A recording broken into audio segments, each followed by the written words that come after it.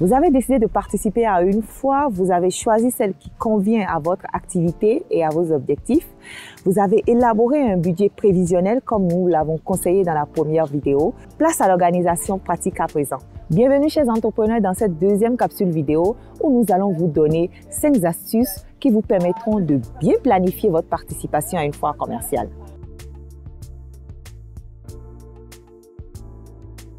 Première étape. Choisissez et achetez un bon emplacement pour ériger le stand. Pour cela, il faut appeler très tôt les organisateurs une fois la décision de participation prise et réserver vite l'emplacement. Généralement, les bons emplacements coûtent un peu plus cher. Les organisateurs le savent et élaborent les prix en conséquence. C'est à vous de juger de l'opportunité compte tenu de vos objectifs et de votre budget.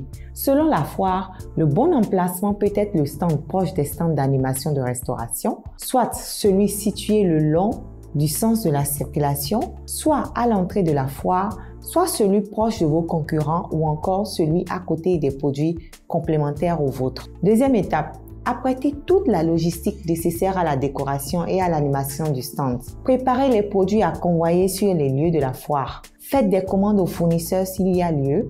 Confectionnez de jolis kakémonos, des cartes de visite, des prospectus sur les produits à vendre et des flyers à distribuer. Prévoyez une promotion du genre « Achetez un, on vous offre le deuxième » ou encore des bons de réduction, des tickets cadeaux, des offres diverses. Soyez imaginatifs. Mais attention, ce n'est pas une œuvre sociale.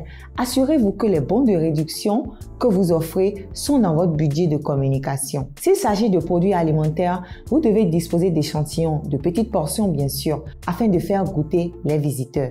Donc, préparez-les.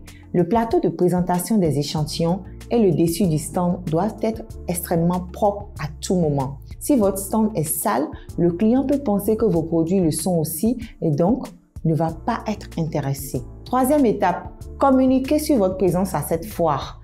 Informez tous vos clients et invitez-les à participer. À l'approche de l'événement, communiquez sur les réseaux sociaux. Faites-leur découvrir ce qu'ils viendront voir en visitant la foire. Plus vous rendez la foire attractive pour votre réseau, plus vous aurez la chance que vos contacts viennent voir votre stand. Attention, demander à vos contacts de se déplacer pour voir seulement votre stand n'est pas du tout intéressant. Mais leur demander de se déplacer pour venir voir plusieurs stands est bien plus intéressant. Imaginez si tous les exposants font de même, cela assurera un flux de visiteurs considérable. Plus l'information sera partagée sur les réseaux sociaux, plus vous attirez des visiteurs sur le stand le jour de la foire. Quatrième étape. Préparez un bon pitch commercial, c'est-à-dire un argumentaire de vente qui doit nécessairement commencer par les avantages à consommer ou à utiliser votre produit, les besoins que vient satisfaire votre produit avant toute présentation du produit lui-même et de votre entreprise. Mais soyez rapide. Cela ne doit pas prendre plus de 10 secondes. Ensuite, préparez un court questionnaire d'engagement si vous vendez un service ou un produit adressé à une clientèle particulière. Par exemple, lorsque vous vendez de l'huile à moteur pour véhicule, il est clair que votre potentiel client doit être quelqu'un qui possède un véhicule.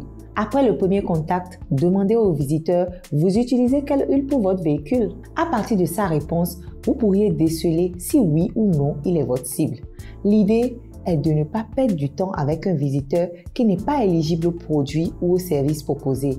Ceci n'est pas nécessaire si vous vendez des produits de masse qui sont connus de tout le monde, par exemple les meubles, les produits de beauté, etc. Cinquième étape, identifiez et formez le personnel qui animera le stand.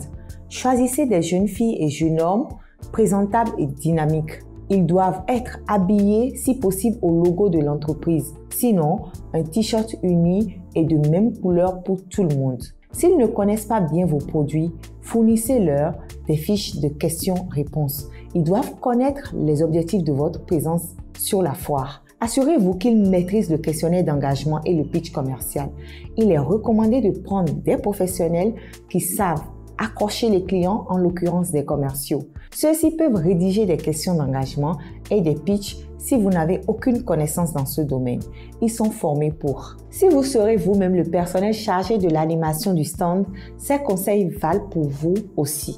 Surtout, habillez-vous bien et formez-vous aux techniques de vente.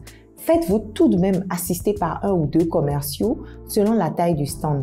Sachez que vous aurez dans tous les cas au maximum 10 secondes pour accrocher chaque visiteur. Vous devez donc être préparé. Il n'est pas rare de voir sur des foires des équipes d'exposants accrochées à leur téléphone ou en train de manger ou encore en train de parler sans cesse entre eux. Préparez votre équipe et interdisez-leur ces genres de comportements avant même le démarrage de la foire. Eh bien, si vous arrivez à prendre toutes les dispositions ci-dessus, c'est dire que vous êtes prêt pour le grand saut.